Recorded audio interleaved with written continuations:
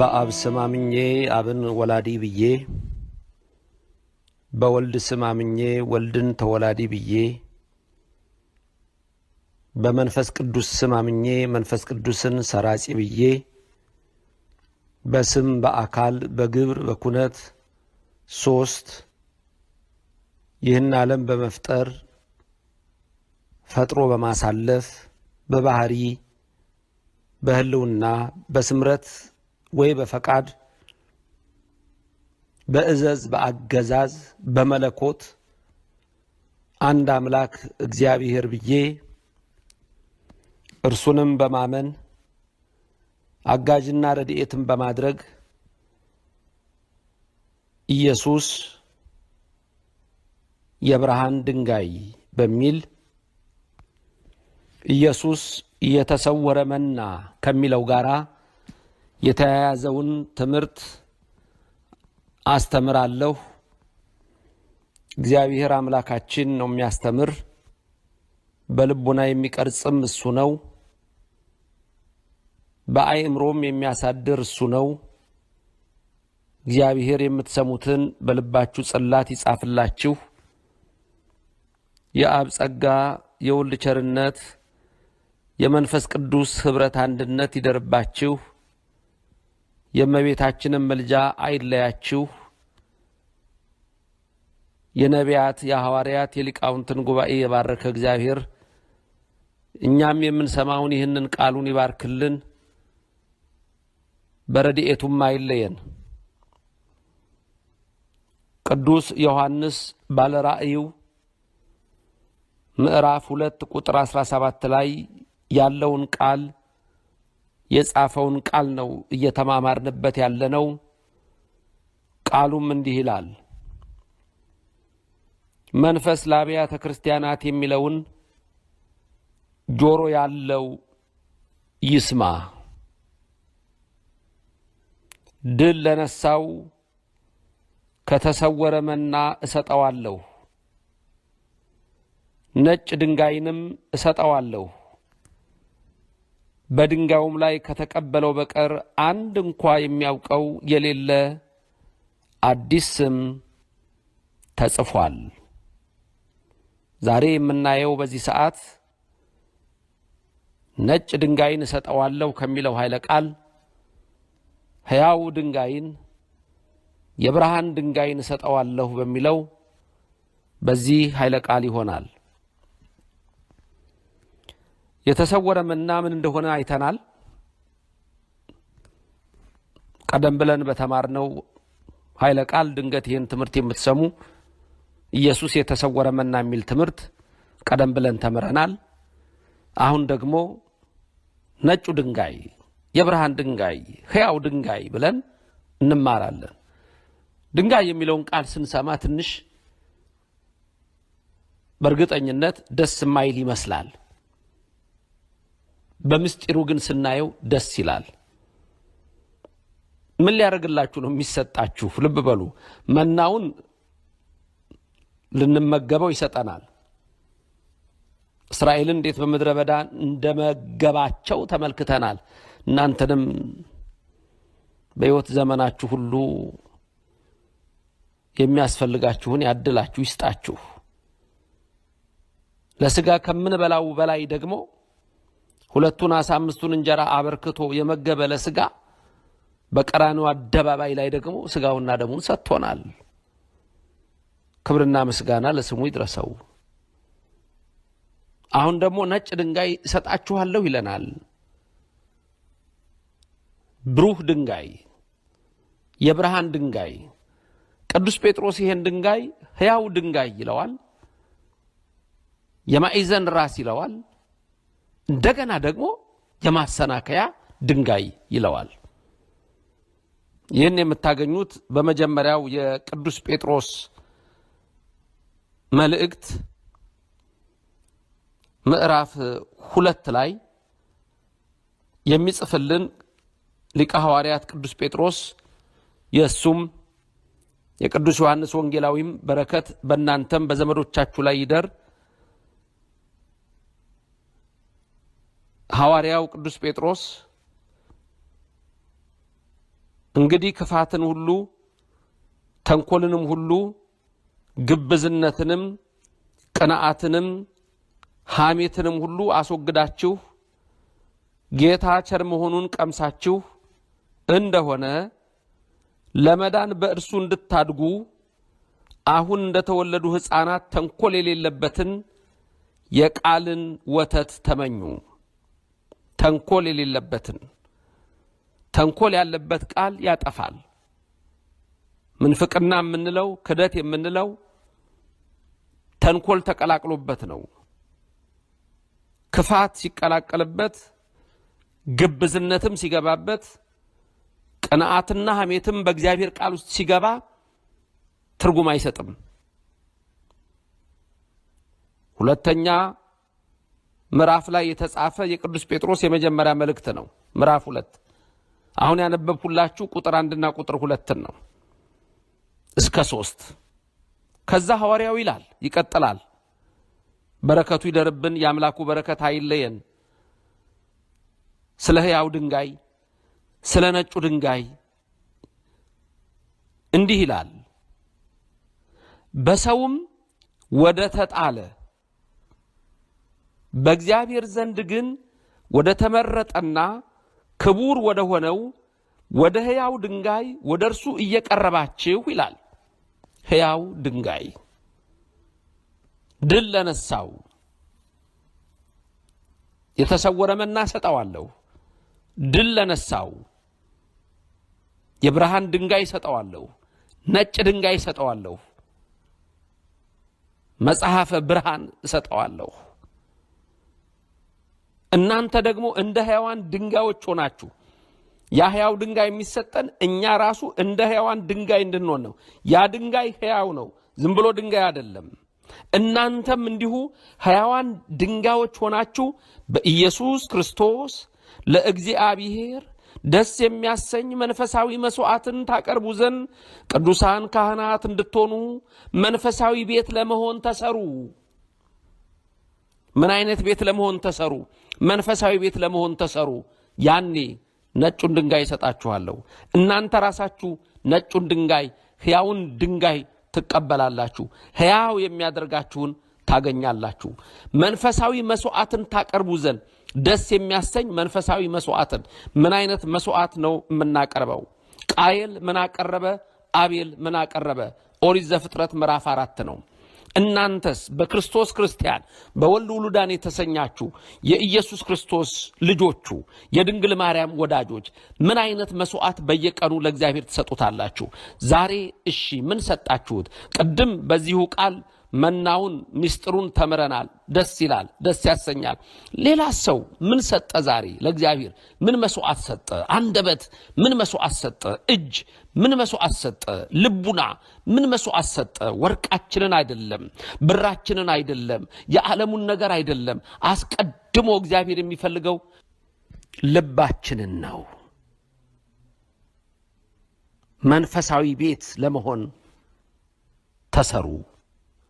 ደስ የሚያሰኝ መንፈሳዊ መስዋዕትን ታቀርቡ ዘንድ ውደዱ። ነጭ ድንጋይ ያኔንም ሰጣችሁ። ዓለሙን ስታሸንፉ ቅዱሳን ካህናት እንድትሆኑ ይላል። ቅዱሳን ብሩካን ንዑዳን ካህናት እንድትሆኑ ተመልከቱ። የክህነት ነገር ስልጣን ያላቸው ካህናት አሉ። ለካህናት ብቻ ይሄ ትምህርት አልተሰጠም። እናንተም እኮ እንዳቅማችሁ እኮ ካህናት ናችሁ። እንዲህ ማለት ቄስ ናችሁ ትቀድሳላችሁ፣ ዲያቆን ናችሁ ትቀድሳላችሁ፣ መነኩሴ ናችሁ ጳጳስ ናችሁ ማለት አይደለም። አንድ ነገር ግን የምታውቁት ምንድነው? የክህነት ሥራ የምትሰሯት ትንሽ ትንሽ ነገር አለቻችሁ። ለምሳሌ ልንገራችሁ። ጸሎት ስታደርጉ ራሳችሁን ታማትቡ የለ ተባርኩ የለ አአትብ ገጽ ወኩለንታይ በትእምርተ መስቀል ብላችሁ ራሳችሁን ተባርካላችሁ እኮ። ያቺ ስልጣን ተሰጣችኋለች። ካህን ከሌለ ምግባችሁን ዝም ብላችሁ አትጨረግዱም፣ ዝም ብላችሁ አትቀዱም። አሁን አንዳንድ ሰው ብዙ ጊዜ አንድ አቡነ ዘበሰማያት የሚደገምበት ላይ በሉስቲ በሏ ያዝ እንጂ በሉ ይላል። አንድ አቡነ ዘበሰማያት በዛ ሰዓት ቢደገም በረከት ነበረው። አንድ አቡነ ዘበሰማያት ደግማችሁ ምግባችሁን ስትበሉ እኮ የምትበሉትን ባርካችሁ ስትበሉ እኮ ተመልከቱ፣ ያቺ ስልጣን ተሰጣችኋለች። ክህነት ማገልገል ራሳችሁን የምታገለግሉባት አለች። ያ በመቅደሱ ያለው አገልግሎት እሱ ደግሞ ለነ አሮን ለነ ዘካርያስ ነው። በዚህ ግን ውስጥ በቃል ውስጥ ሕያው ድንጋይ ሆናችሁ መንፈሳዊ ቤት ለመሆን ተሰሩ ሲል ለካህናቱም ለምእመናኑም ለሁሉም ነው። መንፈሳዊ ቤት እግዚአብሔርን ደስ የሚያሰኝ መንፈሳዊ መስዋዕት እሱን ታቀርቡ ዘንድ ይላል። የእናንተ መስዋዕት ጸሎት ነው። የእናንተ መስዋዕት ምህላ ነው። የእናንተ መስዋዕት ልመና ነው። ምን አቀረባችሁ ለእግዚአብሔር? ዛሬ ስንት ጊዜ እግዚአብሔር ይመስገን አላችሁ? ርዕሴ እሱ አይደለም። እሱን ስታደርጉ ግን ነጩን ድንጋይ ሕያውን ድንጋይ እሰጣችኋለሁ፣ ይህ የሚሰጠው ድል ለነሳው ነውና። መጽሐፍ እንዲህ ይላል ብሎ ከብሉይ ጠቅሶ ሊቀ ሐዋርያት ቅዱስ ጴጥሮስ በአንደኛ መልእክቱ ምዕራፍ 2 ቁጥር 6 ላይ እንዲህ ይላል፣ መንፈስ ቅዱስ በእኔም በእናንተ ላይ ይደር። መጽሐፍ እነሆ የተመረጠና የከበረን የማዕዘን ራስ ድንጋይ በጽዮን አኖራለሁ፣ በእርሱ የሚያምን አያፍርም ተብሎ ተጽፏልና ይላችኋል። እነሆ የተመረጠና የከበረን የማዕዘን ራስ ድንጋይ፣ ነጩ ድንጋይ፣ ሕያው ድንጋይ፣ 1 የተመረጠ ነው፣ 2 የከበረ ነው፣ 3 የማዕዘን ራስ ነው፣ ራስ የሆነ ነው። በእርሱ የሚያምን አያፍርም ተብሎ ተጽፏል። ያ ድንጋይ ያ አለት ቅዱስ ጴጥሮስ በዚህ የሚነግረን ኢየሱስ ክርስቶስ ነው። መድኃኒታችን ኢየሱስ ክርስቶስ ነው። ዓለምን ሁሉ ያዳነው ኢየሱስ ክርስቶስ ነው። የተመረጠው ኢየሱስ ክርስቶስ ነው። የከበረው ኢየሱስ ክርስቶስ ነው። የማዕዘኑ ራስ ድንጋይ ኢየሱስ ክርስቶስ ነው። በጽዮን አኖረዋለሁ አለ። ከድንግል ማርያም ከስጋዋ ስጋ ከነፍሷ ነፍስ የነሳው ከጽዮን የተወለደው እሱ ነው። በእርሱ የሚያምን አያፍርም ተብሎ ተጽፏል። ሰው መሆኑን አይቶ ሳይጠራጠር አምላክነቱን አምኖ የሚኖር እርሱ በእሱ የሚያምን አያፍርም፣ የዘላለም ሕይወትን ያገኛል። ሐዋርያው ቅዱስ ጴጥሮስ ግን ይቀጥላል። ክብሩ አለ እንግዲህ ክብሩ ለእናንተ ለምታምኑት ነው። ክብሩ ያ ድንጋይ የተከበረ ነው። ክብሩ ግን ለእናንተ ነው። ኦርቶዶክሳውያን ለእናንተ ነው ክብሩ። ኢየሱስ አምላክ ብላችሁ ወልድ አምላክ ብላችሁ ኢየሱስ ሰማይና ምድርን የፈጠረ የዘረጋ ብላችሁ ለምታመልኩት ነው። ክብሩ ለእናንተ ነው።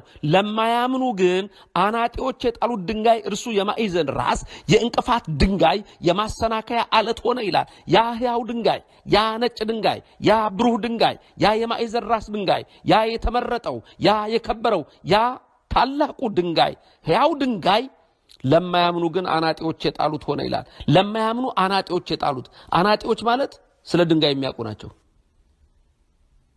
እነማን ናቸው ስለ ድንጋዩ የሚያውቁት? ድንጋዩ ማን ነው?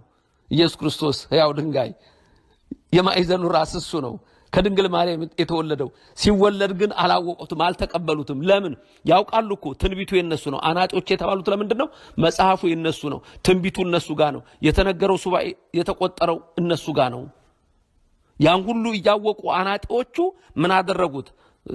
የዮሴፍ ልጅ አይደለም ማናቀውም እንዴ ያሉ ለስም አጠራሩ ክብር ምስጋና ይግባውና እናቱስ በዚህ አይደለችም እንዴ ወንድሞችና እህቶቹንስ አናቃቸውም እንዴ ያሉ ፈሪሳውያን። ይሄ ትምህርት ዛሬ በእምነት ቤቶች ውስጥ ይሰበካል። ስለ ኢየሱስ ሲናገሩ፣ ስለ እመቤታችን ሲናገሩ የሚናገሩትን ነገር ስትመለከቱ ከዚህ የተነሳ ይናገራሉ። ለማያምኑት ለምንድነው ማሰናከያ ድንጋይ የሆነው? አናጢዎች ፈሪሳውያን፣ አናጺዎች ጸሐፍት ፈሪሳውያን፣ አናጢ የተባሉ ማናጺ የተባሉት እነሱ የማዕዘኑ ራስ ድንጋይ ናቁት። ስለዚህ ምን ሆነባቸው? የማሰናከያ አለት ሆነ። ሰቀሉት፣ ገደሉት።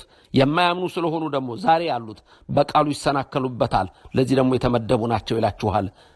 አንደኛ ጴጥሮስ ምዕራፍ 2 ቁጥር 8 የሐዋርያው በረከት ይደርብን፣ የአምላኩ በረከት ይደርብንና የማያምኑ ስለሆኑ በቃሉ ይሰናከሉበታልና ለዚህ ደግሞ የተመደቡ ናቸው ይላል።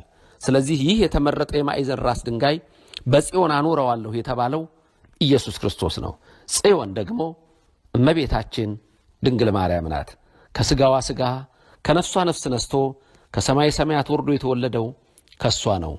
በጽዮን አኖረዋለሁ የተባለው በመዝሙር 131 ስትመለከቱ አምላካችን መድኃኒታችን ኢየሱስ ክርስቶስ ኃያሉ አምላክ የሠራዊት ጌታ እግዚአብሔር ለልበ አምላክ ዳዊት የገለጸለት ምስጢር በዛ ምን ነበረ?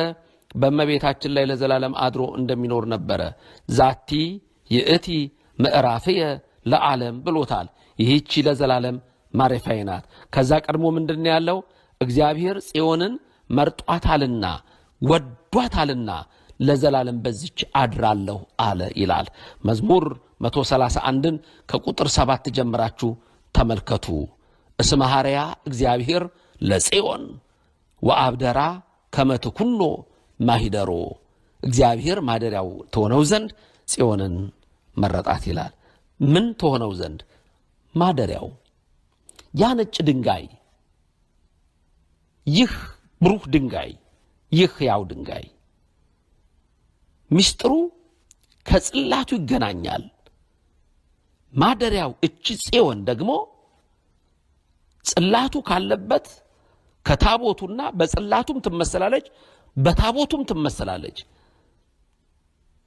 ስለዚህ ይሄንን ነጭ ድንጋይ ይሰጠዋለሁ ብሎ ሲናገር መድኃኒታችን ኢየሱስ ክርስቶስ መጀመሪያ የሰጠን በብሉይ ዘመን የሚያድንበትን ሕያው የሆነውን መሰዊያ ጽላቱን ነው። ጽላቱ የሚያድርበት ታቦቱ ዛሬ ድረስ በእኛ በኦርቶዶክስ ተዋሕዶ ቤተክርስቲያን አማኞች ዘንድ ሳይፋለስ ሳይሰረዝ ሳይደለዝ ሳይጠፋ እግዚአብሔርን እያመለክንበት ከዓለም ብቸኛ ሆነን እግዚአብሔርን እያመለክን እንኖራለን። ድል ለነሳው የተሰወረ መና ሰጠዋለሁ። ድል ለነሳው ነጩን ድንጋይ፣ የብርሃን ድንጋይ፣ የብርሃን መጽሐፍ፣ ሕያው ድንጋይ፣ የከበረ የተመረጠ የማዕዘኑ ራስ ሰጠዋለሁ። እንዴት ምስጢሩ እንደሚገናኝ ረቂቅ ነው።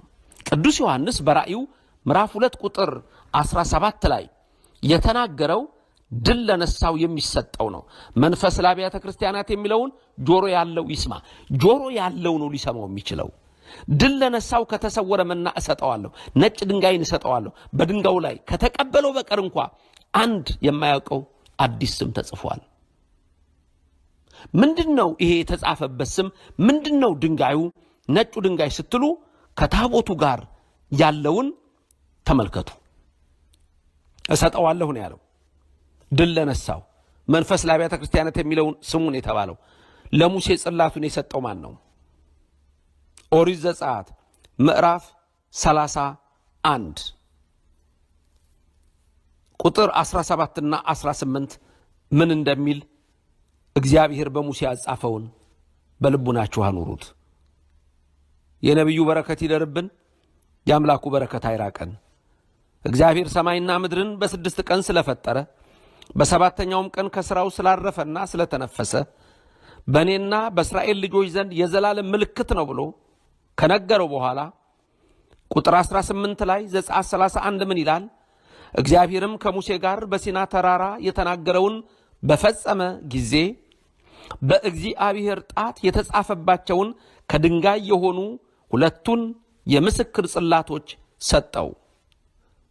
ከድንጋይ የሆኑ 2 የምስክር ጽላቶች ሰጠው። ድል ለነሳው ነጭ ድንጋይ ሰጠዋለሁ። ታቦትን ያያል፣ ታቦት ይኖረዋል። ኦርቶዶክስ ታቦቱ አለን። ለሙሴ እንደተሰጠው እኛም የሙሴ ልጆች ጽላቱ አለን። ለሙሴ እግዚአብሔር እንዳነጋገረው እኛም ዛሬ በዚህ ታቦት ላይ የሚያነጋግረን ኃያሉ እግዚአብሔር አለ።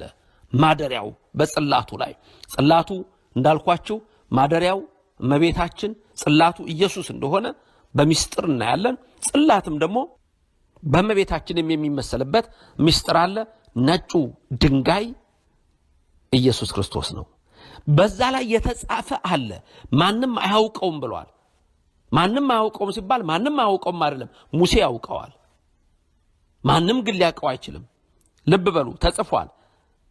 እግዚአብሔር ከሙሴ ጋር በሲና ተራራ ተናግሮ ንግግሩን ከፈጸመ በኋላ በራሱ ጣት የተጻፈባቸው ይላል የተጻፈበት ነገር አለ። ከድንጋይ የሆኑ ሁለቱ የምስክር ጽላቶች ሰጠው ይላል ራእይ ዮሐንስ ምዕራፍ 2 ቁጥር 17 ድል ለነሳው መንፈስ ለአብያተ ክርስቲያናት የሚለውን ጆሮ ያለው ማን የሚለውን ይስማ። ማመን የሚፈልግ ይስማ ነው። ማመን የሚፈልግ ያድምጥ ነው። ማመን የሚፈልግ ይመን ነው። ካላመነ የራሱ ጉዳይ ነው። እመን ቃሉ እንደዛ ነው። እመኝ ቃሉ እንደዛ ነው። ዛሬ በክደት ውስጥ ታቦትን በመጥላትና በመንቀፍ ውስጥ ያሉ ሰዎች እንዲማሩበት ነው። እርግጥ ነው ዛሬ ከኃጢአታችን ብዛት የተነሳ በቀዳማዊ ሳሙኤል ምዕራፍ 4 እንደተጻፈ ታቦቱ በማያምኑ በፍልስጤም እጅ እንደወደቀ ዛሬም ቤተክርስቲያን ሲቃጠል ብዙዎች ሲነሱ ታያላችሁ። ደግሜ ነው አሁንም መነግራችሁ የኔና የናንተ ኃጢአት ነው እንጂ እግዚአብሔር ስራውን አላቆመም። የፊናሐስና የአፍኒን ኃጢአት የ98 ዓመት ሽማግሌ ካህኑ የኤሊ ልጆቹን አለመምከር ታቦቱ በአሕዛብ እጅ እንዲማረክ አድርጎታል። 34000 ሰዎች እንዲሞቱ ሆኗል። ዛሬም እኛ ይሄን ታቦት ካከበርነው የተሰጠንን ካወቅነው እግዚአብሔር ድል ያደርግልን ዘንድ የታመነ አምላክ ነው። በእግዚአብሔር ጣት የተጻፈባቸውን ከድንጋይ የሆኑ ሁለቱን የምስክር ጽላቶች ለሙሴ ሰጠው ይላል። በዘዳግም ላይ ኦሪት ዘዳግም ምዕራፍ 9 ላይ የምታዩት ይሄንኑ ነው። እግዚአብሔር ያዘዘው እግዚአብሔር የተናገረው ነው። እንግዲህ አንተ አንገተ ደንዳና ሕዝብ ነህና አምላክ እግዚአብሔር ይህችን መልካም ምድር ርስት አድርጎ የሰጠ ስለ ጽድቅህ እንዳይደለ እወቅ፣ ስለ ቸርነቱ ነው። ዘዳግም 9:6 ከነዓንን የሰጠህ ስለ ጽድቅህ እንዳይደለ እወቅ፣ አንገተ ደንዳና ልበ ደንዳና ሕዝብ ነህና እግዚአብሔር ይህችን መልካም ምድር የሰጠህ ስለ ቸርነቱ ነው እወቅ። አምላክን እግዚአብሔርን በምድረ በዳ እንዳስቆጣኸው ከግብጽ አገር ከወጣህበት ቀን ጀምሮ ወደዚህ ስፍራ እስከመጣችሁ ድረስ በእግዚአብሔር ላይ እንዳመጻችሁ አስብ አትርሳ። እስራኤል የምድረ በዳ ህይወት፣ የቃዴስ በርኔ ህይወት፣ የቆላተ ዮሳፍጥ ህይወት፣ የራፊድን በረሃ ህይወት፣ እግዚአብሔርን የማስቀየም የማስቆጣት ዛሬ ይሄ ህይወት ነው በእኔና በእናንተ ውስጥ ያለው። ነጩ ድንጋይ ይሰጠናል እኛ አምነን። ታቦቱ በመቅደሱ ውስጥ ነው። እግዚአብሔር በዛ ላይ አድሯል ለዘላለም። በኮሬብ ደግሞ እግዚአብሔርን አስቆጣችሁ፣ እግዚአብሔርም ሊያጠፋችሁ ተቆጣባችሁ። ዘዳግም 9:9 የድንጋዩን ጽላቶች እግዚአብሔር ከናንተ ጋር የተማማለባቸውን የቃል ኪዳን ጽላቶች ይቀበል ዘንድ ወደ ተራራ በወጣሁ ጊዜ በተራራው 40 ቀንና 40 ሌሊት ተቀምጬ ነበር። እንጀራ አልበላሁም፣ ውሃም አልጠጣሁም። ሙሴ 40 ቀንና 40 ሌሊት ጾሟል። ኢያሱ 40 ቀንና 40 ሌሊት ጾሟል። በእግረ ደብር ነበር፣ ከተራራው ስር ነበር። ሙሴ በኮሬብ ተራራ አናት ላይ ነበር። እንጀራም አልበላሁም፣ ውሃም አልጠጣሁም፣ 40 ቀን ሙሉ በተራራው ነበርኩ አለ። እግዚአብሔርም አለ በእግዚአብሔር ጣት የተጻፉትን 2 የድንጋይ ጽላቶች ሰጠኝ። እግዚአብሔርም በእግዚአብሔር ጣት የተጻፉትን 2 የድንጋይ ጽላቶች ሰጠኝ። ስብሰባ ተደርጎ በነበረበትም ቀን እግዚአብሔር በተራራው ላይ በእሳት ውስጥ ሆኖ የነገራችሁ ቃል ሁሉ ተጽፎባቸው ነበር። የተጻፈባቸው ነገር አለ። ከ40 ቀንና ከ40 ሌሊትም በኋላ እግዚአብሔር 2ቱን የድንጋይ ጽላቶች የቃል ኪዳኑን ጽላቶች ሰጠኝ። ሰጠው አለ። መጀመሪያ ሰጠኝ አለ። አሁንም ራእይ ምዕራፍ 2 ቁጥር 17 መንፈስ ለአብያተ ክርስቲያናት የሚለውን ጆሮ ያለው ይስማ። ድል ለነሳው ከተሰወረ መና ሰጠዋለሁ፣ ነጭ ድንጋይንም ሰጠዋለሁ። ድል ለነሳው ለሙሴ፣ ድል ለነሳው ለኢያሱ፣ ድል ለነሱት ቅዱሳን፣ ድል ለነሳው ለዳዊት ከተሰወረ መና ሰጠዋለሁ፣ ነጭ ድንጋይንም ሰጠዋለሁ። በድንጋዩ ላይ ከተቀበለው በቀር አንድ እንኳን የማያውቀው የሌለ አዲስ ስም ተጽፏል። ተመልከቱ፣ የተጻፈበት አዲስ ስም አለ። በትርጓሜያችን እንደተቀመጠ መጽሐፋችን እንደሚነግረን መንፈስ ለአብያተ ክርስቲያናት የሚለውን ጆሮ ያለው ቢኖር ይስማ። ምንተ ይቤ መንፈስ ቅዱስ ለአብያተ ክርስቲያናት። መንፈስ ቅዱስ ለአብያተ ክርስቲያናት ምንድን ነው ያለው? ምንድን ነው የተናገረው? ምን አላቸው? ወለዘሞአ እሁቦ መና ዘህቡ። የተሰወረ መናን እሰጣለሁ አለ። አእምሮ ጸባይን እሰጣለሁ አለ። የተሰወረ መና አለ። አእምሮ ጸባይ፣ ማስተዋል፣ ማወቅን እሰጣለሁ አለ። ተመልከቱ ሚስጥሩ እንዴት አድርጎ እንደሚያመጣው። አእምሮ ጸባይን እሰጠዋለሁ፣ ረቂቅ የሆነ ግዕዛንን በውስጡ አደርጋለሁ። መና የበሉት የጠጡት ደም እንደሚሆን ከስጋ እንደሚዋሃድ በአእምሮ ጸባይ ምክንያት ነፍስ ከስጋ ጋር ተዋህዳ የምትኖረውና መልካም ስራን የምትሰራው ከዛ የተነሳ ነው። ስለዚህ ህቡ መና ሲል አንድ አእምሮ ጸባይ በውስጣችሁ ዕውቀት፣ የተሰወረ ዕውቀትን ኢየሱስ ክርስቶስን ታውቁታላችሁ። የተሰወረ ዕውቀት ይኖራችኋል። አእምሮ ግዕዛን ይኖራችኋል። ስጋው ደሙንም ሰጣችኋለሁ፣ የተሰወረ መና። ይሄን በመጀመሪያው አይተናል። ወእህቦ መጽሐፈ ብርሃን። ቅድም ሕያው ድንጋይ፣ ነጭ ድንጋይ፣ የከበረ የማዕዘን ራስ ብሎ ኢየሱስ ክርስቶስን በሚስጥር ሲያመጣ የጽላቱ ምሳሌ ነው ኢየሱስ ክርስቶስ። ወእህቦ መጽሐፈ ብርሃን አለው። አሁን እዚህ የብርሃን መጽሐፍን እሰጠዋለሁ አለ። የብርሃን ድንጋይ፣ የብርሃን መጽሐፍ ለምን አለው? ስለተጻፈበት የብርሃን መጽሐፍ ብሎ ጠራው። በግዕዙ የብርሃን መጽሐፍን እሰጠዋለሁ ነው የሚለው። ለምንድን ነው መጽሐፍ ብሎ የጠራው? ተጽፎበታል። ምን ተጽፎበታል? የተናገረው ነገር ምን ተጽፎበታል? 10 ትእዛዛት፣ ይልቁንም ደግሞ ማንም የማያውቀው ስም አለ።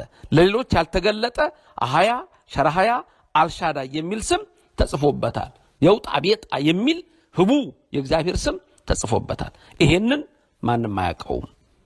ወእህቦ መጽሐፈ ብርሃን፣ አእምሮ መንፈሳዊንም እሰጠዋለሁ። ወውስተ ውእቱ መጽሐፍ ጽሑፍ ስም ሐዲስ ዘአልቦ ዘየአምሮ ዘእንበለ ዘነስኦ። በአእምሮ መንፈሳዊም በሃይማኖት ገንዘብ ካደረገው ሰው በቀር ሌላ የማያውቀው የሌለ የሶስቱ መመሳሰል ተጽፏል። መና ዘህቡ የተሰወረ መና። እስራኤል ሕገ ጣዖትን ትተው ሕገ እግዚአብሔርን ቢይዙ መና እንደወረደላቸው ለእናንተም ደግሞ ሕገ ጣዖትን ትታችሁ ሕገ እግዚአብሔርን ብትይዙ፣ በሰው መመካት ትታችሁ በእኔ ብትመኩ ስጋውን ደሙን ሰጣችኋለሁ። የተሰወረ መና። ወእህቦ መጽሐፈ ብርሃን አለ። መጽሐፈ ብርሃን እሰጠዋለሁ። ወእህቦ እስራኤል አምልኮተ ጣዖትን ትተው አምልኮተ እግዚአብሔርን ቢይዙ ሕገ ኦሪት እንደተሰራችላቸው ጽላቱ እንደተሰጣቸው እንደገና ለእናንተ ወንጌልን እሰጣችኋለሁ። ከአምልኮተ ጣዖት ወደ አምልኮተ እግዚአብሔር ብትመለሱ። ወውስተ ውእቱ መጽሐፍ ጽሑፍ ስም ሐዲስ ዘአልቦ ዘያምሮ ዘእንበለ ዘነስኦ። በኦሪት እንዳልኳችሁ በጽላቱ የተጻፈው አህያ ሸራህያ ኤልሻዳይ የውጣ ቤጣ ተብሎ የተጻፈበት ህቡ ስም በዛ ላይ እንዳለ፣ በወንጌልም በተዋህዶ ገንዘብ ካደረገው ከእርሱ በቀር ሌላ ገንዘብ ያደረገው የሌለ ስመ ስጋዌ ተጽፎበታል። በሐዲስ ኪዳን ጽላት ላይ የክርስቶስ የኢየሱስ ስሙ አለበት። ስመ ስጋዌው ተቀርጾበታል። አማኑኤል ኢየሱስ ክርስቶስ ተብሎ የሚጠራበት የሚባልበት ህቡ ስም በዛ ላይ ተጽፏል። ስለዚህ ዮሐንስ በራእዩ መንፈስ ለአብያተ ክርስቲያናት የሚለውን ጆሮ ያለው ይስማ።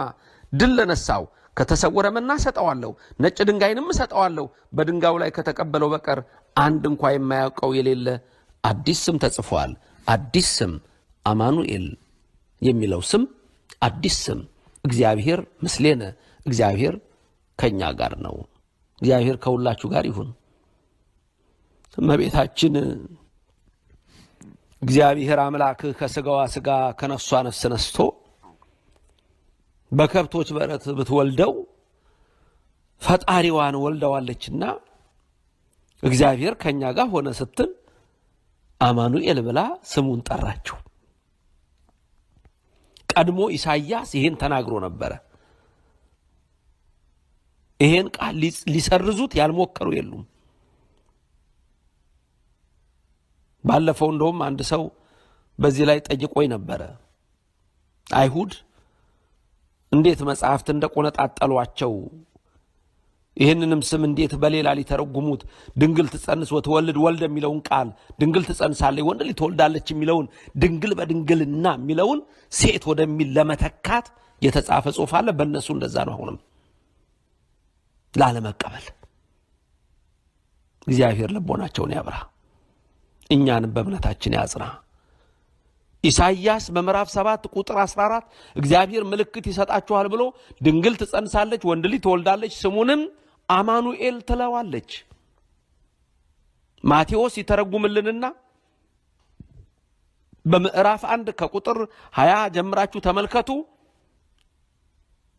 እመቤታችን ድንግል ማርያም በወለደችው ጊዜ ስሙን አማኑኤል ብላ ጠራችው በነቢይ እንደተነገረ ብሎ ኢሳይያስን ከ700 ዓመታት በፊት የተናገረውን ትንቢት ጠቅሶ ድንግል ማርያም ልጇን ወዳጇን ኢየሱስን በወለደችው ጊዜ ስሙን አማኑኤል አለችው። ህቡ ስም፣ አዲስ ስም አማኑኤል፣ እግዚአብሔር ከኛ ጋር ነው ማለት ነው። ክብርና ምስጋና ይግባው። በልብ መታሰቡ በቃል መነገሩ ከፍ ከፍ ይበል። እግዚአብሔር ከኛ ጋር ነው። አንድ እግዚአብሔር ከሰማይ ሰማያት ወርዶ ከድንግል ማርያም ተወልዶ እግዚአብሔር ከኛ ጋር ነው። ቃል ሥጋ ሆነ ይላል ዮሐንስ ምዕራፍ 1 ቁጥር 14። ቃል የሆነው እሱ እግዚአብሔር ዘላለማዊ አምላክ እሱ ሥጋ ሆነ። ያ ዘላለማዊ አምላክ ለመጀመሪያነቱ መጀመሪያ የሌለው ቃል እግዚአብሔር እሱ እነሆ ከድንግል ማርያም ተወለደና ቅዱስ ሊቁ ዲዮስቆሮስ እንደተናገረ በበህቅል ህቃል አምላክ ሲሆን በአንድ ቀልድ ደቃል ዓለም በየጥቂቱ አደገ ይላል። ከኛ ጋር ሆነ። አንድም አማኑኤል እግዚአብሔር ምስሌነ እግዚአብሔር ከኛ ጋር ነው ማለት ከስጋችን ስጋ ከነፍሳችን ነፍስ ነሳልን እንዳለን ድንግል ማርያም ዘመዳችን ስለሆነች ከሷ በነሳው ስጋ እኛም ሰዎች ስለሆነን የኛን ስጋ ተዋሃደልን በረድኤት ከኛ ጋር ነው ብለን ደግሞ ሁሉ ጊዜ እንጠራዋለን። በረድኤት ከኛ ጋር ነው። እግዚአብሔር ከለመነው እኮ ከኛ ጋር ነው። አንዳንድ ጊዜ ችግራችንን እናስበልጣለን ከእግዚአብሔር፣ አንዳንድ ጊዜ መከራችንን ከእግዚአብሔር እናስበልጣለን። እሱ ምንም ያቅተው ነገር የለም፣ እኛ ግን እናስበልጣለን። እስራኤል ወየው አለ። ወደ አባይ ወንዝ ሲደርስ ወየው አለ፣ ጮኸ።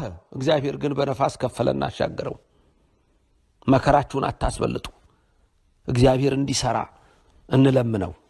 እኛ ስንፋቀር፣ እኛ ስንተባበር፣ እኛ ስንዋደድና ደግሞ ለሥራ ስንነሳ ያኔ እግዚአብሔር ይገባል። ሲገባ ደግሞ ይሰራል። እግዚአብሔር ምስሌነ አዲስ ስም ከተቀበለው በቀር አንድ እንኳን የሚያውቀው የሌለ አዲስ ስም ተጽፏል በነጩ ድንጋይ ላይ። ሕያው ድንጋይ ራሱ ኢየሱስ ነው። በታቦቱ ላይ የተጻፈው ታቦቱም አለን፣ በታቦቱ ላይ የሚያድረው ኢየሱስ አለን። እመቤታችን አለችን። ኢየሱስን የወለደችው አምላክን የወለደችው እመቤታችን አማላጃችን ከኛ ጋር ነች። ድል ለነሳው ነው የሚሰጠው። እንግዲህ ልብ በሉ፣ ድል ላልነሱ አይሰጥም። ድል ለነሳው ግን ከተሰወረ መና ይሰጠዋል። የተሰወረ መና ማን ነው? ኢየሱስ ክርስቶስ። ነጩ ድንጋይ ማን ነው? ሕያው ድንጋይ፣ ክቡር ድንጋይ፣ መጽሐፈ ብርሃን የተባለው ኢየሱስ ክርስቶስ። መንፈስ ለአብያተ ክርስቲያናት የሚለውን ጆሮ ያለው ይስማ። ጆሮ ይሄ የውጭ ጆሮ ብቻ አይደለም። በጆሮ ትልቅነትና ትንሽነት የምንሰማው አይለያይም። አንዳንድ ሰው ትልቅ ጆሮ ሊኖረው ይችላል፣ የሚሰማው ያው ነው። አንዳንድ ሰው ትንሽዬ ቡጢጥዬ የሆነ ጆሮ ልትኖረው ትችላለች፣ መስማት ግን አይቀርም፣ እኩል ነው የሚሰማው።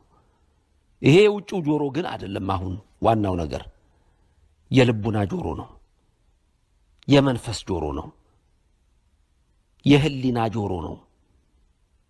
የልባችን ጆሮ ይሰማል ወይ? ዳሩ የውጭውስ ጆሮ ምን እንደሚሰማው? መንፈስ ለአብያተ ክርስቲያናት የሚለውን ጆሮ ያለው ይስማለ። መንፈስ ለአብያተ ክርስቲያን መንፈስ ቅዱስ የሚለውን አምላካችን የሚለውን እግዚአብሔር የሚለውን ነው ወይ እየሰማን ያለ ነው? በተከታታይ ማስተምራቸውን ትምህርቶች ልብ በሉ። በተለይ መርገም እንዴት እንደበዛ በዘዳግም 28 ላይ የሰጠዋቸውን ትምህርቶች መለስ እያላችሁ ደጋግማችሁ ስሙ። ዝም ብሎ አሁን ሰማችሁት አበቃ አይደለም። የእግዚአብሔር ቃል ተራ ነገር ቢሆን አሁን ሰማችሁት አበቃ ችግር የለም። የፖለቲካ ወሬ ቢሆን አሁን ሰማችሁት ነገ ያረጃል። የእግዚአብሔር ቃል ግን ማለዳ ማለዳ አዲስ ነው። እንደገና ልትሰሙት ይገባል። ይሄን የእግዚአብሔር ቃል የስፖርት ዜና ከሆነ አለቀ በቃ አለቀ። ሜሲ ዛሬ ሃትሪክ ሰራ 3 አገባ አለቀ በቃ። ሮናልዶ ዛሬ ሃትሪክ ሰራ 3 አገባ አለቀ ወሬው አሸነፈ። ሩጫ ነበረ ኃይለ ገብረ ስላሴ አንደኛ ወጣ፣ ደራርቱ ቱሉ አንደኛ ወጣች አለቀ። ቀነኒሳ አንደኛ ወጣው፣ ወርቅነሽ አንደኛ ወጣች አለቀ። ገንዘቤ አንደኛ ወጣች አለቀ። ዓለም ወሬ ዜና ሁሉ ጊዜ በየቀኑ ያለፈ ዜና ያወሩላችሁም። ብሬኪንግ ኒውስ በቃ ሰበር ዜና ነው የሚላችሁ። ተረሳ አለቀ። ይሄ ግን የእግዚአብሔር ቃል ነው። ማለዳ አዲስ ነው። በየለቱ ይናገራችኋል፣ በየለቱ ይበረብራችኋል፣ በየለቱ ውስጣችሁ ይነግራችኋል። የእግዚአብሔር ቃል ስትሰሙ ደግሞ ውስጣችሁ ደስ ይለዋል። የዓለም ወሬ ስትሰሙ ግን ውስጣችሁ ይጨነቃል። አንዳንድ ጊዜ እኛስ ስናስተምራችሁ ውስጣችሁ ይጨነቃል ወይስ እግዚአብሔር አዳኝ እንደሆነ ያያችሁ ነፍሳችሁ ደስ ይላታል፣ ልቡናችሁ ደስ ይላታል? ምንድነው የምትሉት? ምን ታስባላችሁ? የእግዚአብሔር ቃል ስትሰሙ ይጨንቃችኋል ወይስ ደስ ይላችኋል? የምትሰሙት እንዴት ነው? የልቡናችሁ ጆሮ እንዴት ያደምጠዋል? መንፈስ ለአብያተ ክርስቲያናት የሚለውን ጆሮ ያለው ይስማ። ድል ለነሳው ከተሰወረ መና ሰጠዋለሁ፣ ነጭ ድንጋይንም ሰጠዋለሁ፣ በድንጋዩ ላይ ከተቀበለው በቀር አንድ እንኳ የሚያውቀው የሌለ አዲስ ስም ተጽፏል፣ እናንተ ግን ታውቁታላችሁ። የልቡና ጆሮ የህሊና ጆሮ ያስፈልጋል። በየለቱ ቃሉን ስንሰማ፣ በየለቱ ስንጸልይ፣ በየለቱ ከእግዚአብሔር ጋር ስንገናኝ 1 የግል ሕይወታችሁ ይባረካል፣ 2 የቤተሰባችሁ ሕይወት ይባረካል፣ 3 የጎረቤቶቻችሁ ሕይወት ይባረካል፣ 4 የሀገር ሕይወት ይባረካል፣ 5 ቤተክርስቲያን ትከበራለች። ያ እንዲሆን ግን ጆሮ የልቡና ጆሮ የውጭ ጆሮ አይደለም። ድሮ ሳስተምር የዛሬ 27 ዓመት 26 ዓመት 25 ዓመት አካባቢ ምጠቅሳት አንድ በግ ነበረች። ይሄን ትምህርት የተማራችሁ መቼም እንደምታስታውሷት እገምታለሁ። አንድ ሰው በግ ነበረችው። ይህ ሰው ታዲያ ጠዋት ሲወጣ በጊቷ ትላለች፣ ወይ በግዬ ዛሬ ማታ ስመጣ ሳር ይዤልሽ እመጣለሁ ይላታል። ሲመጣ ይረሳዋል። ነገም እንዲሁ ወይ ረሳሁት ማታ ስመጣ ሳር ይዤልሽ እመጣለሁ ይላታል፣ ይረሳዋል። ተነጎዳያም እንዲሁ፣ ሳምንትም እንዲሁ፣ ለወርም እንዲሁ። በጓ እየከሳች መጣች። በኋላ አይ ከምትሞትብኝ አርደን እንብላት ብሎ ሲያርድ ያልበላችሁ ኬት ይመጣል? ድርቅ ያለች ቆዳ ገፎ። ከዛ በኋላ ድንገት ጆሮዋን ቆረጥ ሲያረግ ስብ ጠብ ይላል ከጆሮዋ ላይ። ሌላው ደርቋል። ከጆሮዋ ስብ ጠብ ይላል። በጌ ሳራ መጣልሻለሁ ጆሮ ላይ፣ በጌ ሳራ መጣልሻለሁ ጆሮ ላይ፣ በጌ ሳራ መጣልሻለሁ ጆሮ ላይ። ጆሮዋ ጠግቧል፣ ሰውነቷ ነፍሷ ከስቷል፣ ጆሮዋ ብቻ ሰብቷል። ዛሬ ብዙዎች የእግዚአብሔር ቃል ጆሮአችሁ ላይ ያላችሁ ሰዎች ነፍሳችሁ የከሳች ጆሮአችሁ ላይ ብቻ ከውጪ ሰምታችሁ የምትተዉ ከነፍሳችሁ ማታዋህዱ ኦርቶዶክሳውያን ወገኖቼ መንፈስ ለአብያተ ክርስቲያናት የሚለውን ስሙ፣ በልቦና ጆሮ ስሙ። አእምሮ ጸባይ ቅድም የተባለው ነፍስን ከስጋ አዋህዶ የሚኖርን አእምሮ ጸባይ ልቡናን ግዙ። ድል የነሳው ነው ከተሰወረ መና የሚሰጠው። ድል የነሳው ነው ነጭ ድንጋይ የሚሰጠው፣ የብርሃን ድንጋይ የሚሰጠው፣ ሕያው ድንጋይ የሚሰጠው፣ የከበረው ድንጋይ የሚሰጠው፣ በታቦቱ የምትለምኑት የሚሰማው ሲል ነው። በታቦቱ ላይ የሚያድረው ኢየሱስ የሚሰማው ሲል ነው። ስለዚህ እኛ ክርስቲያኖች ኦርቶዶክሳውያን እግዚአብሔር ይሄንን ድንቅ ነገር ሰጥቶናል። እዚህ ጋር ግን አንድ ጥያቄ ላንሳና የዕለቱን ትምህርቴን ልጨርስ። ከኦርቶዶክስ ውጪ ያሉ የተሰወረው መና ምንድነው? ነጩ ድንጋዩስ ምንድነው? የተሰወረ መና ለምን ተባለ? ነጭ ሕያው ድንጋይስ ለምን ተባለ? ቅዱስ ጴጥሮስም እንደነገረን አናጢዎቹ የጣሉት ድንጋይ አርገው ነው የሚወስዱት ወይስ እሱ እንደተናገረ ከሰማይ የወረደ አምላክ ብለው? አናጢዎቹ የተከራከሩት ሰው ነህ ብለው ነው። ነብይ መጣ እያሉ ነው ያወሩት። ዛሬም አማላጅ የሚሉ ነብይ የሚሉ ሰው የሚሉ ምን መልሳላቸው? ለዚህ የተሰወረ መና ነው ኢየሱስ ለነሱ። ግልጽ አያገኙትም። እኛንን የምናገኘው ለኛ ነው ወንጌሉ የተከፈተው። ነጭ ድንጋይ ታቦቱ ያለን እኛንን፣ በታቦቱ ላይ የሚያድረውም ኢየሱስ ያለን እኛንን። በታቦቱ ላይ ያለውም ህቡ ስም በድንጋዩ ላይ ከተቀበለው በቀር አንድ እንኳ የሚያውቀው የሌለ አዲስም ተጽፏል። የተቀበሉት ግን ያውቁታል፣ እናውቀዋለን፣ እንረዳዋለን፣ እንከተለዋለን፣ እናምነዋለን። አምላካችን ነው የምንለው፣ ፈጣሪያችን ነው የምንለው። በፍጹም ኢየሱስ ክርስቶስን አማላጃችን አንልም። ከኛ የራቀ ነው። የአሪዮስ ትምህርት ነው፣ የመቅዶኒዮስ ትምህርት ነው፣ የንስጥሮስ ትምህርት ነው። ይሄ ከኛ የራቀ ክህደት ነው፣ ፈጽሞ የተወገዘ ነው። እኛ ግን አምላክ ወልደ አምላክ ከሰማይ ሰማያት ወርደ ከድንግል ማርያም የተወለድክ አንተ አምላካችን ነህ ብለን እናምነዋለን። ቅዱስ ዮሐንስ ወልደ ነጎድጓድም እንደተናገረን ጠራዋለን።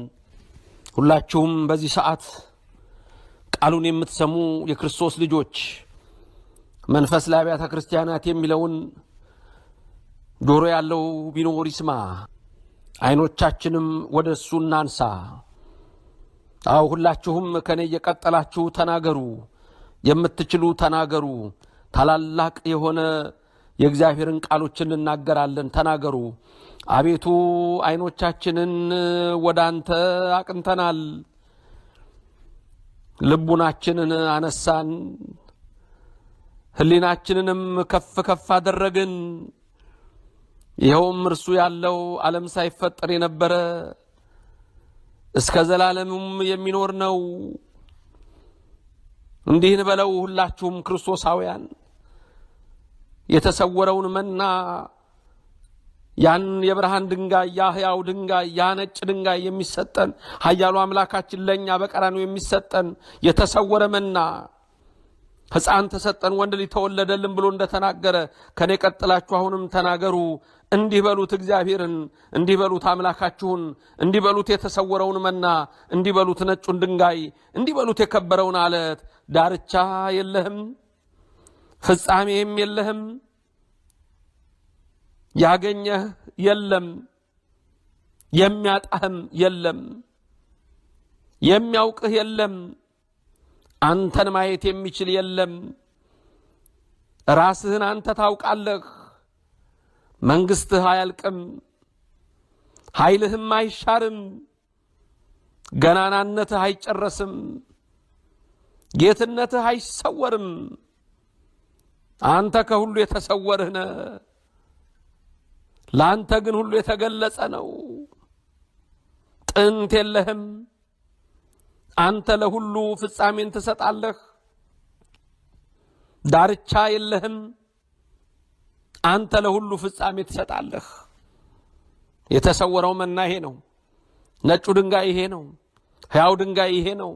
አናጢዎች ጣሉት፣ እኛ ግን እናከብረዋለን። እንዲህም እያልን ለዘላለም እንጠራዋለን። ሁሉን የፈጠረ እሱ እግዚአብሔር ነውና ሁሉ ካንተ ነው፣ ሁሉም ባንተ ነው፣ ሁሉ ስላንተ ነው። ዘቦቱ ሁሉ ኮነ አለ ቅዱስ ዮሐንስ ወንጌላዊ ወልደ ነጎድጓድ በምዕራፍ 1 ላይ ስትመለከቱ ዮሐንስ ወንጌል ሁሉ ባንተ ሆነ አለው። አንተ በሁሉ አለ፣ በገናናነት ከልዑላን ይልቅ ልዑል ነህ። የተሰወረው መና ልዑል ነው፣ ሕያው ድንጋይ ነው፣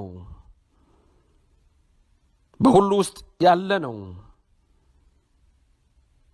ገናናነቱ ታላቅ ነው። እሱ ለዘላለም ሕያው ነው። መላእክት ይሰግዱለታል፣ ይንበረከኩለታል። ሕያውና ቅዱስ የሚሆን የተሰወረው መና ነጩ ድንጋይ እሱ ለኛ አምላካችን ነው። ስውርና ድንቅ የሚሆን ጌትነትህን አቤቱ አንተ ታስታውቃቸዋለህ፣ ትነግራቸዋለህ፣ ትነግረናለህ። በጸጋህ ምሕረትም ለሚያመሰግኑ ታሳያቸዋለህ። ልዑላን በየወገናቸው፣ መላእክት በየሥራታቸው፣ ትጉሃን በመብረቃቸው፣ ኪሩቤል በግርማቸው፣ ሱራፌልም በምስጋናቸው፣ ሁሉም በመፍራትና በመንቀጥቀጥ ርቀው እንደሚሰግዱለት ሆነው በቅርብ ላለ ለተሰወረው መና ለነጩ ድንጋይ ይሰግዳሉ። እርሱ አምላካችን ነው። መንፈስ ለአብያተ ክርስቲያናት የሚለውን ጆሮ ያለው ማንም ይኖር ይስማ። ድል ለነሳው ከተሰወረ መና እሰጠዋለሁ፣ ነጩንም ድንጋይ እሰጠዋለሁ። ትምህርቱ ማጠቃለያ መና አንድ ለእስራኤል በምድረ በዳ የወረደው የዘነመው በዘጸአት 16 ያያችሁት ያየነው። ሁለት መና ኢየሱስ ስጋውና ደሙን የሰጠን መናችን፣ የሕይወት እንጀራችን፣ በልተነው ጠጥተነው ዘላለማዊ ሕይወት የምናገኝበት መናችን ኢየሱስ ነው። የተሰወረ ያ መና በመሰበ ወርቅ ውስጥ ተቀምጦ በመቅደሱ ውስጥ ለልጅ ልጅ እንዳለ እንዳልተለወጠ እንዳልሸተተ ምንም እንዳልተቀየረ ጥንተ አብሶ የሌለባት የድንግል ማርያም ምሳሌ የሆነ መሰበ ወርቅ መናው እንዳልተለወጠ ኢየሱስ ክርስቶስ ዘላለማዊ አምላክ እንደሆነ አንድም እሷ ጥንተ አብሶ በደል እንደሌለባት የወርቅ መሰበ ወርቅ አላት። በውስጧ ያለው ደግሞ የተሰወረው መና ስጋውና ደሙን የሰጠን ኃያሉ አምላክ ኢየሱስ ክርስቶስ ነው። ማርያም ሆይ እንወድሻለን አለ አባ ሕርያቆስ። ማርያም ሆይ እንወድሻለን የሕይወት ምግብ ክርስቶስን ወልደሽልናልና። ኦ ማርያም በእንተ ዝናፈቅረኪ ወነአብየኪ እስመ ወለድኪ ለነ መብልዐ ጽድቅ ዘበአማን ወስቴ ሕይወት ዘበአማን። ማርያም ሆይ ስለዚህ እንወድሻለን፣ ከፍ ከፍም እናደርግሻለን። እውነተኛ የጽድቅ መብልና እውነተኛ የሕይወት መጠጥን ወልደሽልናልና። ይሄ ነው ቅዳሴያችን፣ ይሄ ነው ትምህርታችን። የተሰወረው መና በመሰበ ወርቅ ውስጥ በእመቤታችን ያደረው ኢየሱስ ክርስቶስ ነው። ስለዚህ እመቤታችንን ከዚህ የተነሳ ከስጋዋ ስጋ ከነሷ ነፍስ ነስቷልና እንወዳታለን፣ እናከብራታለን፣ ከፍ ከፍም እናደርጋታለን። ሰይጣን ለዘላለም ይፈር። ኦ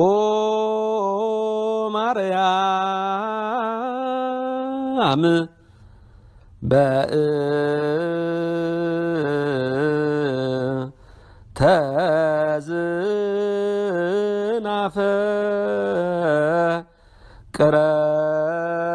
ተዝናፈቅረኪ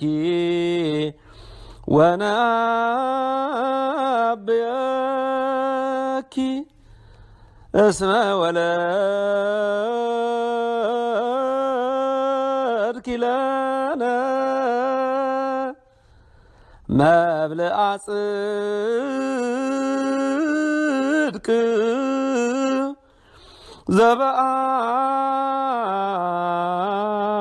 ዘበአማን ወስቴ ሕይወት ዘበአማን። ማርያም ሆይ ስለዚህ እንወድሻለን፣ ከፍ ከፍም እናደርግሻለን። እውነተኛ የጽድቅ መብልና እውነተኛ የሕይወት መጠጥን ወልደሽልናልና ክብርና ምስጋና ይግባው። የተሰወረ መና በድንግል ማርያም ኢየሱስ የድንግል ልጅ። ሁሌ ደስ ይለኛል እዚህ ጋር ስቀድስም በጣም ደስ የሚለኝ ቃል ነው። እንወድሻለን ማርያም ናፈቅረኪ ወናቤኪ። መውደድ ብቻ አይደለም ከፍ ከፍ እናደርግሻለን። አቤት ሰይጣን ሲደነግጥ፣ አቤት አጋንንት ሲደነግጡ፣ አቤት ይህን ታላቅ ነገር የዘነጉ ሰዎች ፍጻሜያቸው ሲያዛዝን። አባ ሕርያቆስ ግን ልቦና የበጎ ነገርን አወጣ ብሎ ማርያም የሕይወት ምግብን የሕይወት መጠጥን ወልደሽልናልና እናመሰግንሻለን፣ ከፍ ከፍ እናደርግሻለን፣ ልቦና የመልካም ነገር አወጣ አለ። ሲናገርም ደግሞ በማብዛት አይደለም በማሳነስ ነው። ውዳሴዋን የድንግልን ሲናገር መዘንጋት ባለበት ቃል በማስረዘም አይደለም በማሳጠር ነው እንጂ ውቅያኖስ ቀለም ቢሆን በእውነት የድንግል ማርያምን ነገር አምላክን የወለደችን ነገር ገልጾ መናገር ይቻላልን? የድንግልናዋን ገናንነቷን መናገር ይቻላልን? አዎ ከሷ የተወለደው እኮ መና እሱ ኢየሱስ ልዩ ነው። መንፈሳቸውን ያረከሱ ሰዎች ከርሱ ሊቀምሱ የማይቻላቸው በእውነት ልዩ የሆነ ቁርባናችን ነው፣ መናችን ነው። በበግና በጊደር በላም ደም እንደነበረው እንደቀደሙት አባቶች መስዋዕት አይደለም፣ እንደ ብሉይ አይደለም፣ እሳት ነው እንጂ ያ ምሳሌ ነው። ይሄ አማናዊ ነው። ፈቃዱን ለሚሰሩ ልቦናቸውን ላቀኑ ሰዎች ግን የሚያድን እሳት ነው። ስሙን ለሚክዱ ለአመፀኞች ሰዎች ግን የሚበላ እሳት ነው። ቅዱስ ጴጥሮስ ምንድነው ያለው? ከቃሉ የተነሳ ይክዱታል። አናጢዎች የጣሉት ድንጋይ እሱ የማዕዘን ራስ ሆነ ነው ያለው። መንፈስ ለአብያተ ክርስቲያናት የሚለውን ጆሮ ያለው ይስማ። ድል ለነሳው ከተሰወረ መና ሰጠዋለሁ፣ ነጭ ድንጋይንም ሰጠዋለሁ። በድንጋዩ ላይ ከተቀበለው በቀር አንድ እንኳን የሚያውቀው የሌለ አዲስ ስም ተጽፏል። ነጭ ድንጋይ፣ ሕያው ድንጋይ፣ ብሩህ ድንጋይ እሱ አምላካችን ኢየሱስ ክርስቶስ ነው። ስሙ ለዘላለም የተመሰገነ ይሁን። ሁለቱንም ትምህርት ደግማችሁ ስሙት። የተሰወረ መና ኢየሱስና የብርሃን ድንጋይ ሕያው ድንጋይ ኢየሱስ።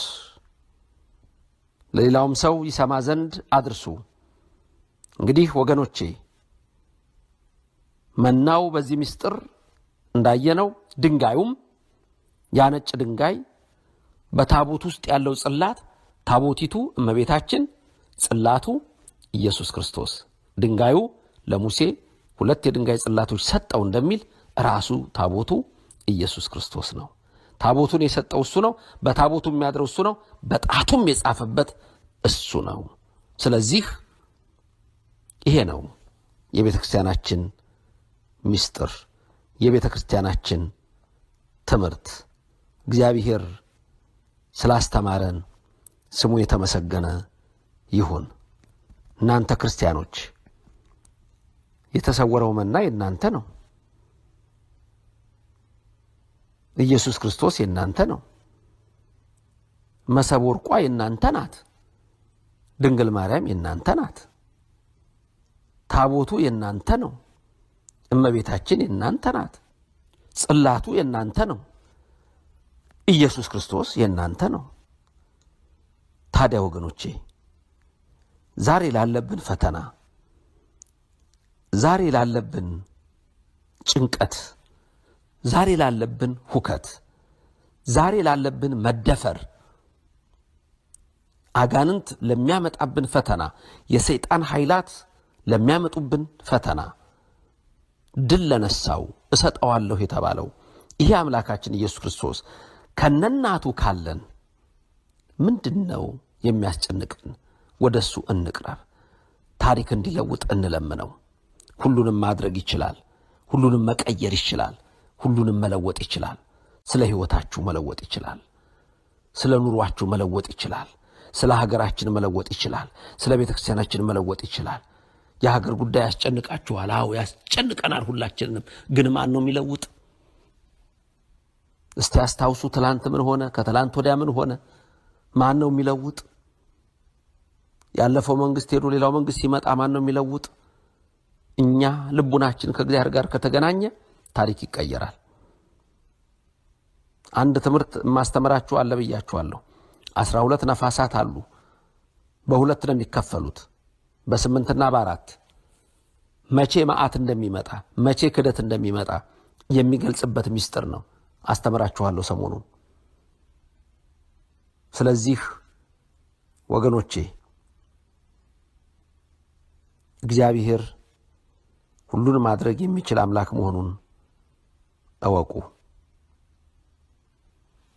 ሁሉን መፈጸም የሚችል አምላክ መሆኑን እወቁ። እንወቅ። ስናውቅ እግዚአብሔርን እናገኘዋለን። ደግሞም እሱም ሊረዳን የታመነ ነው። ጨለማውን አርቆ በብርሃን የሚመራ ብርሃንን የሚሰጥ እግዚአብሔር አብ፣ እግዚአብሔር ወልድ፣ እግዚአብሔር መንፈስ ቅዱስ ለሁሉ ኃይል የሚሆን ነፍስን ሁሉ የሚጎበኝ ከቀድሞ ጀምሮ የነበረ ብርሃን ዓለምን የፈጠረ ወደ ሕይወት የሚመራ የማያልፈውን ተድላ የሚሰጥ ነው። ሌላ ማንም አይደለም፣ እሱ ነው። ከጨለማ መሰናክል የሚያወጣ የማይገኝ ብርሃን የሰጠን ያመንበትን እኛ ከማይሰረ ክደት አውጥቶ በሃይማኖት የሚያከብረን እሱ ነው። ሳንጠራጠር የምንሻውን አውቆ ብንለምነው እንደሚሰጠን ሳንጠይቀው ራሱ የምንሻውን አውቆ የሚሰጥ የሚሰማን የማይመረመር ብርሃን እሱ ነው። በሰማያት ባሉ መላእክት ላይ አድሮ የሚኖር እሱ ነው። በነቢያት ላይ አድሮ የሚኖር እሱ ነው። በሐዋርያት ላይ አድሮ የሚኖር እሱ ነው። በጽላቱ ላይ ይልቁንም አድሮ የሚኖር እሱ ነው። ሙሴን እንደረዳው እኛንስ አይረዳም? ኢያሱን እንደረዳው እኛንስ አይረዳም? አሮንን እንደረዳው እኛንስ አይረዳም? ማርያምን እንደረዳ እኛንስ አይረዳም? ሕዝብ እስራኤልን የረዳ እኛንስ ይተወናል? አይተወንም። ንገሩኝ፣ አይተወንም። ድገሙና በሉ፣ አይተወንም። አይተወኝም በሉ፣ አይተወኝም። እግዚአብሔር ከእናንተ ጋር ይሁን። አይተወንም። ስለዚህ የተሰወረው መና ያ ደግሞ ሕያው ድንጋይ፣ ነጩ ድንጋይ፣ የብርሃን ድንጋይ፣ የከበረ ድንጋይ፣ የማዕዘን ራስ ድንጋይ አናጢዎች የተባሉ ፈሪሳውያን የናቁት የእኛ አምላካችን እግዚአብሔር ግድ የለም ስራውን ይሰራል። ከሱ ጋር ከሆነን ሁሉም ይፈጸማል። ሁሉን የሚይዝ እሱ አይተወንም። ስናመሰግነው ሌሊቱን ሁሉ ጠብቆ ከጨለማ ወደ ብርሃን አድርሶ እንደገና ደግሞ ሌሊቱን አሳልፎ እንደገና ብርሃኑን የሚያመጣ እግዚአብሔር ለኛም እንዲሁ ነው። ዛሬ ጨለማ ቢሆን ነገ ይነጋል። በህይወት ጨለማ ቢሆን ነገ ይነጋል። በህይወት ጨለማ ቢሆን ነገ ይነጋልሻል። ዛሬም ብቻ አታስቡት። እግዚአብሔር ሲኖር እኮ ሁሉ ይወገዳል። ሁሉን ያደርጋል። ሁሉን የሚይዝ ሁሉን የሚመራ እሱ መላእክትን እኮ ይሰድልናል። ይቅርታውን ያበዛልናል። በደላችን ያጠፋልናል። ከባለሟልነቱ አያወጣንም። ስለ ደገኛ ስሙ በእኛ ላይ ስለተጠራ ይቅርባይ ስሙ አይተወንም። ለዘላለም ከኛ ጋር ይሆናል። እሱ የማይሞት ያው ነው። የማያንቀላፋ ትጉ ነው። የማይደክም ፈጣሪ ነው። የምድር ነገስታት ይሻራሉ። የምድር ባለስልጣናት ይሞታሉ። እሱ እኮ ሕያው ነው። ያዛል እኮ። ከዚህ በፊትም ብያችኋለሁ እኮ መንገዱ አልገባንም እንጂ እጅ ጠምዝዞ የሚያሰራ እግዚአብሔር ነበረን፣ አላወቅነውም። ስለ ቤተ ክርስቲያናችንም ቢሆን ስለ ራሳችንም ቢሆን የደስታ አምላክ ነው። ደስታ የሚሰጥ እሱ ነው። የሰላም አምላክ ነው። ሰላም የሚሰጥ እሱ ነው። የሐሴት አምላክ ነው። ሐሴት የሚሰጥ እሱ ነው። የምስጋና ኃይል በሚያድርበት ቅዱስ ቤተ ክርስቲያን በታቦቱ ፊት ከተማጸን ነው የተሰወረው መና ነጩ ድንጋይ እኛን ባሮቹን ወንዶቹንም ሴቶችንም ሁሉንም ይቅር ብሎ በኃጢአት የጨቀየ ልቡናችንን ያጥባል። መንፈስ ላይ ቤተ ክርስቲያናት የሚለውን ጆሮ ያለው ማንም ቢኖር ይስማ። ድል ለነሳው ከተሰወረ መና ሰጠዋለሁ፣ ነጭ ድንጋይም ሰጠዋለሁ። ከተቀበለው በስተቀር በድንጋዩ ላይ ያለውን ጽሑፍ ማንም ሊያነበው አይችልም። አቤቱ አምላካችን ሆይ በዚህ ሰዓት እየሰሙ ያሉትን ልጆችህን ከኃጢአት ከበደል ከመርገም ሁሉ ነጻ አውጣቸው፣ ይቅርም በላቸው፣ ራራላቸው። ይልቁንም ሀገራችንን የሰላም ምድር አድርግልን፣ ሕዝቡንም በፍቅር የሚኖሩበትን ጸጋ አድልልን። የኃጢአታችንን ሥርዓት ታስብብን፣ ንስሐችንን ተቀበልልን። እንደ በጎ መዓዛም ልመናችንን በፊት ተቀበልልን። አቤቱ አምላካችን ሁሉን ታያለህ፣ አንተ አትተይም። አቤቱ መሐሪ ሆይ ተመልከተን፣ ምሕረትህን ይቅርታህን ቸርነትህን እንሻለንና ስለ እናትህ ስለ ድንግል ማርያም ብለህ ስለ ቅዱሳን መላእክት ብለህ ስለ ነቢያት ስለ ሐዋርያት ብለህ ስለ ሰማዕታት ስለ ደጋግ አባቶቻችን ብለህ አይነ ምሕረትህን ወደኛ ላክ። ኢየሱስ ነጩ ድንጋይ፣ ኢየሱስ ሕያው ድንጋይ፣ ኢየሱስ የከበረው አለት፣ ኢየሱስ የተመረጠው አለት፣ ኢየሱስ የማዕዘን ራስ ድንጋይ ለሚያምኑበት ክብር ነው። ለማያምኑበት አናጢዎች እንደናቁት ዛሬም ይንቁታል። እኛ ግን አምላክ ሆይ እናመልክሃለን። እኛ የተዋህዶ የኦርቶዶክስ ልጆች በስምህ የተጠራን እኛ ክርስቲያኖች ሕግህን ጠብቀናል ብለን የምንናገርበት አፍ የለንም። በቸርነት ግን አንተ ማረን። ጽላቱንም ሰጥተህናል። ታቦቱ የኛ ነው፣ አንተም የኛ ነህ። እናትህንም በመስቀል ስር ሰጥተህናል። ኧረ ፊትህን መልስልን፣ በቃ በለን። በዚህ ሰዓት የሚያለቅሱ ልጆችን ተመልከታቸው። ኑሯቸው የመረረውን ተመልከታቸው። ሕይወታቸው የኮመጠጠውን ተመልከታቸው። ሰላምን ስጣቸው። በጸሎት አስቡን የሚሉትን ሁሉ አቤቱ አንተ በማይዘነጋ ልቡና አስባቸው። የልባቸውን ሐሳብ ፈጸመላቸው። ከመከራ ሥጋ ከመከራ ነፍስ ሰውራቸው።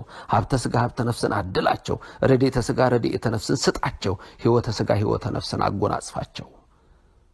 እመቤታችን አንቺ መሰበ ወርቅ፣ አንቺ ንጹሕ የመሰበ ወርቅ ያንቺን ንጽሕና አቅርቢልን እንማጸንሻለን።